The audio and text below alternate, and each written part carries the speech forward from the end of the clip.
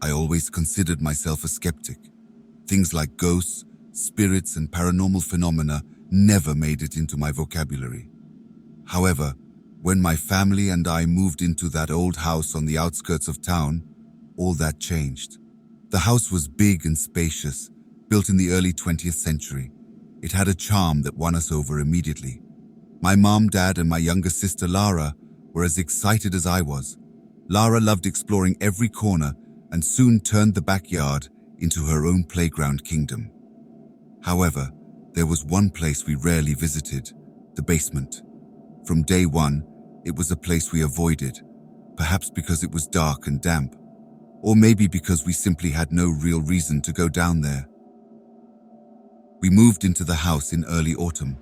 The leaves were starting to fall from the trees, creating a golden carpet across the garden. The first days were pure excitement.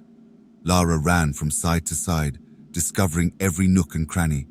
My mum, always so organized, had already placed each piece of furniture in its place, while my dad, the family's handyman, was fixing everything that needed attention. I, on the other hand, was focused on my new room. There was something special about having a space all to myself. I spent hours decorating it the way I wanted, hanging posters and organizing my books. The nights were quiet, and the sound of leaves in the wind mingled with the crickets, creating a calming symphony. Everything seemed perfect. Until one night, I heard a strange sound coming from the basement. Lara was asleep, and my parents had already gone to bed. Curious, I decided to investigate. I descended the stairs slowly, each step creaking under my feet. Upon reaching the basement, I felt a shiver run up my spine. The basement door was ajar, something that never happened. With a slight push, I opened the door completely and turned on the light. The room illuminated, revealing a typical scene: unopened moving boxes, tools, and some old furniture covered with sheets. That's when I saw it. In the farthest corner of the basement, there was a small door I had never noticed before. It was different from the others, seemed very old, with a rusty lock. I approached slowly, my heart pounding in my chest. When I touched the doorknob, I felt a chill. I turned the knob, and to my surprise, the door opened with a loud creak. Inside, I found a room that looked like it had come out of a history book. It was a perfect replica of a child's room from decades ago. There was a bed with a faded blue quilt, old toys scattered on the floor, and a small table with a lamp that, incredibly, still worked. In the corner, an old porcelain doll seemed to watch me with its cold, empty eyes. Everything was covered in a thin layer of dust, indicating that no one had been there for a long time. However, the feeling that the place was alive was palpable. A sense of discomfort took over me, but curiosity was stronger. I needed to know more about that room. Entering that room was like crossing a time door. The feeling of strangeness enveloped me immediately. Every inch of that space seemed loaded with forgotten memories. I walked slowly, trying to absorb every detail. The old toys were fascinating. There was a wooden horse whose faded colors suggested it had brought joy to many children. Next to it, a teddy bear that had clearly seen better days, with one of its eyes hanging by a thread, but for some reason, it still seemed to be waiting to be hugged. An old music box caught my attention. Turning the crank, the soft and melancholic melody filled the room, creating an even more surreal atmosphere. The bed, with its faded blue quilt, seemed inviting, but at the same time, something about it made me uneasy. It was as if someone had just gotten up, leaving the imprint of their body on the sheets. The feeling of being watched grew stronger. I looked around, trying to identify the source of this discomfort. The small table beside the bed had an old lamp, whose design was clearly from another era.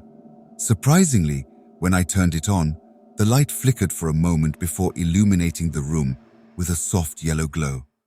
There was also a notebook on the table, its pages yellowed with age. I opened it carefully, hoping to find clues about who might have used that room. The notebook was full of children's drawings. Some showed happy scenes of children playing, while others were more disturbing, with dark figures that seemed to be watching from afar. One drawing in particular caught my attention. It showed a child holding an adult's hand, both seen from behind, walking towards a forest. The expression of sadness on the child's face was unsettling. As I examined the room, I started to hear subtle sounds. At first, I thought it was my imagination, but it soon became clear that there was something more. Toys moved on their own, rolling across the floor as if pushed by invisible hands. The sound of children's laughter echoed through the walls, though it was impossible to identify its source. My mind tried to rationalize what was happening. Maybe there were air currents moving the toys, and the sounds were just the house settling. But with each passing moment, that explanation seemed less plausible. The discomfort turned into a palpable fear when I realized that the door to the room, which I had left ajar, was now completely closed. I tried to open it, but the knob wouldn't turn. The feeling of being trapped began to take hold of me. Taking a deep breath, I forced the knob once more, and this time it gave way. I quickly left the room, my heart racing. I closed the door behind me, feeling a mix of relief and confusion. What was that place, and why did it seem so alive? I needed to find out more about the house's past and who might have used that room. Something inside me said that this was just the tip of the iceberg, and the secrets it hid were much deeper and darker than I could imagine. After my first visit to the secret room, I began to notice that the strange events weren't confined to the basement. It was as if, by opening that door, I had released something that now moved freely throughout the house. At first, they were just small details that could easily be ignored or rationalized, but they quickly became impossible to ignore. In the middle of the night, I would wake up to the sound of children's laughter coming from the hallway. They ran and echoed through the walls, but whenever I got up to investigate, I found only silence and darkness. Closet doors would slam on their own, and objects would disappear only to reappear in unlikely places. Once, I found my books meticulously stacked in the center of my room, forming a small tower. Lara also began to feel the presence. One night, she came into my room with wide eyes, saying that a boy wanted to play with her. I got chills because I knew there was no one else there but us. I tried to calm her, but the truth is, I was terrified myself. I decided I needed to know more about the history of our house, and in particular, about that mysterious room. My first stop was the local library, where I began looking through the town's old records. Among dusty newspapers and old documents, I found articles that mentioned our house. I discovered that the house had been built in the early 20th century by a prominent family in the town. However, one article, in particular, caught my attention. Dated 1932, it talked about the mysterious disappearance of a child, a boy named Thomas, who lived in that house. The article described how Thomas had disappeared without a trace, and how the community had mobilized to find him without success. The mystery of his disappearance had haunted the town for decades. I was disturbed to see an old photo of Thomas. The resemblance to the description Lara gave of the boy who wanted to play was frightening. Still not satisfied, I decided to talk to the older neighbors, those who had lived in the area the longest. An elderly lady named Mrs. Marlene was especially helpful. She was an old woman with white hair and an impressive memory. Upon mentioning the house and Tomas's name, she became visibly disturbed. "I remember that boy," she said, her voice trembling slightly. "He was a sweet boy, but there was something strange about that family. I heard they had secrets that no one should uncover." When I asked more about these secrets, she hesitated before continuing. There were rumors that the family practiced strange rituals that involved the house, and especially that room in the basement. I returned home with my head full of information and a growing sense of fear. With every piece of the puzzle I found, it became more evident that the house held dark secrets and that Thomas's story was far from a simple disappearance. There was something more, something I needed to discover to bring peace to that restless spirit. The The paranormal events continued to intensify. One night, while we were having dinner, the lights started flickering and the TV turned on by itself, showing only static. Lara screamed, pointing to the hallway, saying the boy was there. But again, there was nothing when we went to check. My mom was becoming increasingly scared, and my dad tried unsuccessfully to keep the family calm. Whatever was in the house was becoming more aggressive, more desperate. The feeling of being watched was constant, and the sounds of toys moving and children's laughter were becoming more frequent. I knew I had to act quickly. I had to discover the whole truth about Thomas and what happened to him. With renewed determination, I decided I would go back to the basement, to the room, and face whatever was there. I needed to find a way to bring peace to Thomas's spirit and restore tranquility to my family. I decided I could no longer delay the inevitable. The feeling of being watched, the toys moving on their own, the children's laughter echoing through the house, all were leading to a critical point. I grabbed a flashlight and went down to the basement, determined to confront whatever was there. The door to the secret room seemed even more intimidating that night. I took a deep breath and opened it, feeling the cold, stagnant air of the room envelop me. The flashlight's beam swept across the room, revealing the same scene I had left days before. The old toys, the bed with the faded blue quilt, and the porcelain doll that seemed to watch me. This time, however, there was something more. In the center of the room, as if left for me, was a diary. I picked up the diary with trembling hands and began to flip through it. The pages were fragile and yellowed with age, but the childish handwriting was still legible. It was Thomas's diary. With each page I read, Thomas's life unfolded before my eyes. He described his playtime, his fears, and his hopes. But as I went on, the entries became darker. Thomas talked about voices he heard, voices coming from the room in the basement. He described how his parents grew increasingly strange, as if under the control of something evil. In one of the last entries, he wrote about a ritual. His parents believed they needed to perform a sacrifice to appease the spirits haunting the house. They had chosen Thomas. My heart ached as I read those words. The last entry in the diary was a farewell.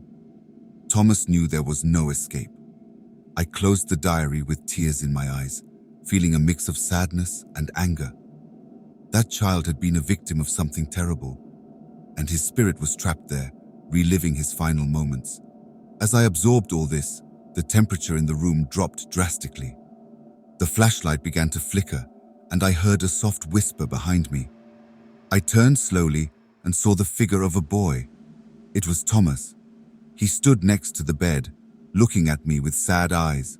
His body was translucent, but his eyes were intensely real. "You found my diary," he said, his voice echoing in the small room. I nodded, not knowing what to say. Fear had been replaced by deep sadness and empathy. "What happened to you is terrible, Thomas. I'm so sorry," I finally managed to say. Thomas seemed relieved to hear my words.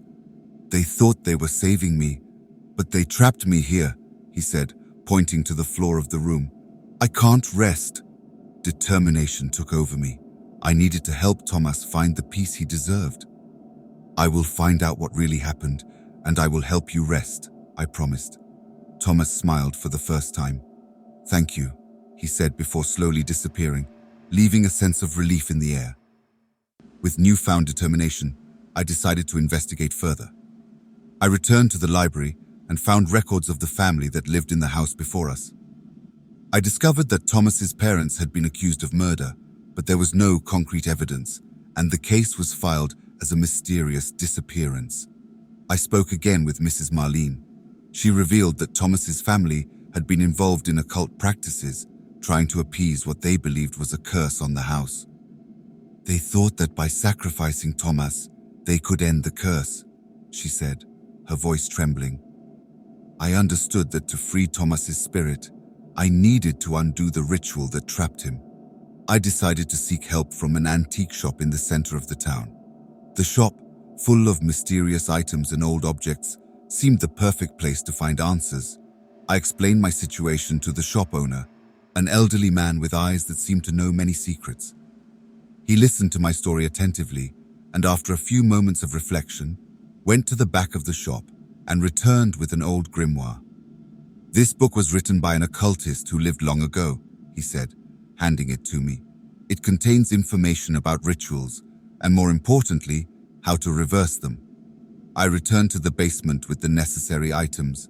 I lit candles around the room and began reciting the words from the grimoire. The atmosphere around me changed, and I felt a powerful presence. The walls seemed to vibrate with an ancient, dark energy.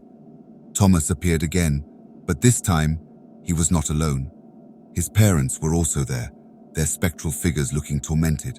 I continued the ritual, feeling a growing force within me. I recited the final words, and an intense light filled the room. When the light dimmed, Thomas smiled at me one last time. "Thank you," he whispered, before disappearing, this time for good. His parents were also gone, and a sense of peace finally filled the room. I climbed the stairs back to the house, feeling a tremendous weight lifted off my shoulders. My family embraced me, relieved to see that I was okay. Lara looked at me with curiosity, but also with silent understanding. Thomas's spirit had finally found peace, and our house was free from the presence that haunted it. The children's laughter, the toys moving on their own, and the feeling of being watched had disappeared. With the grimoire in hand and Thomas's spirit finally at peace, I felt my work was not yet complete. I knew that, to give true closure to this tragic story, I needed to bring the evidence to the authorities. I decided I would go to the police, tell the whole story, and show them Thomas's diary, as well as the secret room in the basement. Upon arriving at the police station, I was met by a detective named Carvalho. He was a burly man with a stern expression, but seemed genuinely interested as I began to explain the situation. I opened my backpack and took out Thomas's diary, placing it on the table. "Detective, this is Thomas's diary, the boy who disappeared in 1932. It was hidden in the secret room in my basement," I said, feeling the weight of the words as they left my mouth. The detective frowned, clearly intrigued, and began to flip through the diary.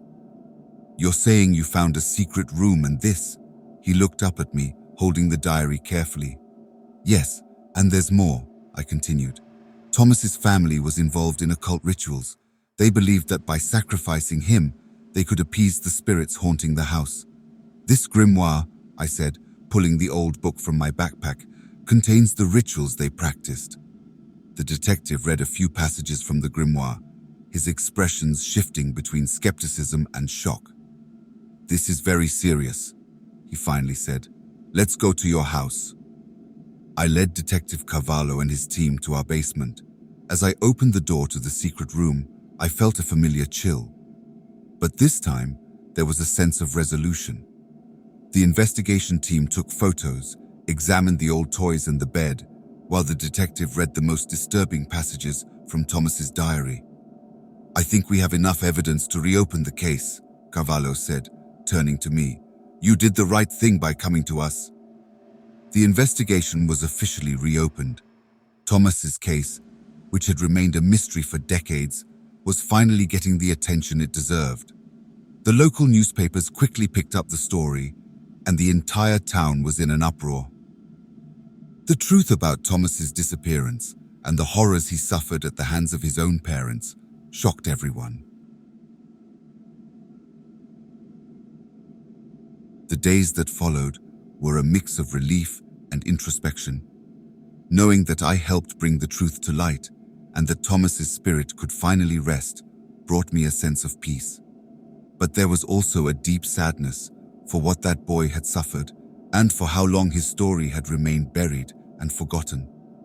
Sitting on the porch of our house, looking at the starry sky, I reflected on everything that had happened.